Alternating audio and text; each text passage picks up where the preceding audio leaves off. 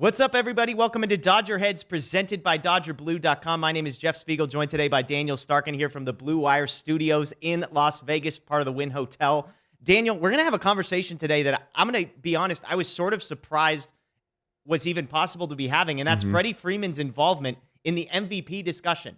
This was brought to my attention a couple of weeks ago, and I said, didn't Goldschmidt sort of lock this up? And yet here we are. It's kind of a four-person race. Goldschmidt, Arenado, Freddie Freeman, and Manny Machado, sort of the four guys in the top four. I'm going to get to some numbers here in a second, but just briefly, how surprised are you that Freddie Freeman's part of this conversation?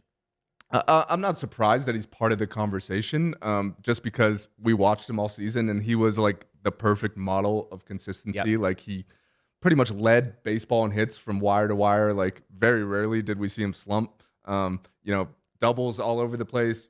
With runners in scoring position, he was pretty much the best hitter in baseball. He played every single day until the Dodgers clinched. Like, I think that should be part of the discussion as well. So I'm not surprised he's in the conversation. I still think he faces an uphill battle to win it. But he's definitely, you just named the four guys that I'd say are in that top mix. And it's pretty cool that Freddie in his first year as a Dodger is right there. So thank you, Alex Anthopoulos and the Atlanta Braves, for messing that up and allowing him to come on over to LA. Yeah, there was a stretch when Goldschmidt, it seemed like, was on the verge of winning the Triple Crown. I looked at his numbers. September and October, though, just 2 home runs, an OPS of 716, a weighted runs created plus, where 100 is league average of just 108. So only 8% above average September and October. This for a guy who on the season has 35 home runs, an OPS of 982, and a weighted runs created plus of 178. That weighted runs created plus, by the way, 23 points higher than Freddie Freeman, who is second on that list. So offensively, if you think about it like this, Goldschmidt is 23 points higher than second place. If you go from Freddie Freeman, 23 points back, we're moving into the 10s and 11 range. And so just an unbelievable offensive performance from Goldschmidt, even with sort of a slow September and October there. Goldschmidt, though, the case for him, tied for 5th in home runs, 3rd in average, 2nd in on base, 1st in slug, 2nd in RBIs, 3rd in runs, excellent defense at first base. He has 1 error in 128 games at first base. Overall, 3rd in the National League in wins above replacement. I think the argument for Freeman, also an excellent defender, 2nd in average, 1st in on base, 7th in slug, 1st in runs, 2nd in weighted runs created plus. He's actually 15th in stolen bases, so you can throw that on his MVP candidacy right there. Speed demon. Exactly. The downside in the argument for Freddie is 2 things. Just 21 home runs. He's 4th in this group in wins above replacement, although it's not huge. Machado 7.4, Arenado 7.3, Goldschmidt 7.1, Freeman 7. The defensive part isn't perfect, but that's why those guys are higher. Machado and Arenado play a more challenging, a more difficult third base, and they're both fantastic. As far as Machado and Arenado, this is hilarious to me how similar the arguments for these two guys are. 2 home runs separate them, 4 batting average points, 8 on-base percentage points, 3 slugging percentage points. They are tied in weighted runs created plus. They are tied in RBIs, and they are 0.1 wins above replacement apart from one another, which is actually comical. And so as I read all that off, I think you could shuffle those two and Freeman kind of in any way you want. For me, I still think Goldschmidt deserves to be in the lead. I know it's not as great as it might have felt like at one point, but when you step back and you look at the weighted runs created plus offensively, 1 error defensively,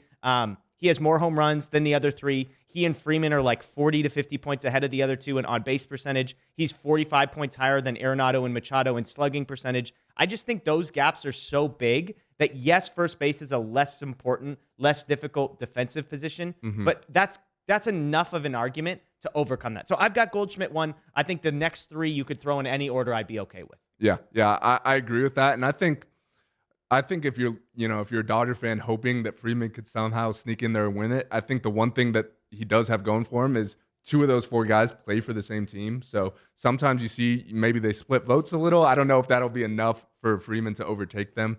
But I'm with you. I think it's still Goldschmidt's. I don't think, as cold as he was towards the end of the season, I don't think any of those other 3 guys were hot enough to the point where they overtook him. So I'll give it to Goldschmidt. I agree the other 3 are pretty much interchangeable. I'd probably go, Machado, Freeman, Arenado. You could ask 5 people and you'll get 5 different answers. But I think that's clearly the top group, and I think they all had exceptional seasons. I think they're all deserving of that recognition. But you mentioned the weighted runs created plus for Goldschmidt. It's it's hard to overlook that, and he's got all the counting stats to go along with it. So I'll give it to him. But it was fun watching all of them, to be honest. Like those are all household names that, for the most part, they're all very consistent. They go do it every year, and they all went out and had like some of their best seasons. So it was fun. Yeah, and keep in mind that none of the postseason stuff goes into this. So this is a regular season award. And it's also on that topic. It's all 4 of those guys play on teams that made the postseason. Yeah. And I know that's not the end all be all. Like if you look at a guy like Shohei Ohtani, he couldn't necessarily control that the Angels didn't make the postseason. But if we're talking about most valuable player, I definitely lean towards guys, who are playing in the postseason. Yeah, you're looking at wins above replacement, by the way. Mookie Betts, 6th in the National League in wins above replacement. Trey Turner, 9th. So a couple guys that could finish in the top 10. Would you be surprised if either of those guys kind of crept up towards the top 5? I think Mookie's in the mix for that 5 spot. I think after that top 4, it's pretty much him. Austin Riley's in that group. Francisco Lindor had a great year.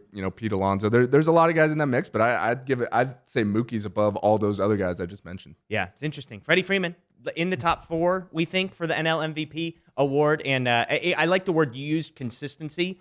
I don't know if that helps or hurts him, because to me it helps. But he also didn't have that stretch where it's like, oh my gosh, did you see Freddie Freeman had like 12 home runs in a 20-day stretch? He never had that. He just was every single day hitting 300, getting base hits, slapping doubles the other way, like it was no issue for him. So let us know what you think in the comments below. Freddie Freeman, does he deserve more than a second place finish in the NL MVP? Do you have him outside of the top 2? Is he 3rd? Is he 4th? Can Mookie Betts slide into the top 5? Let us know in the comments below.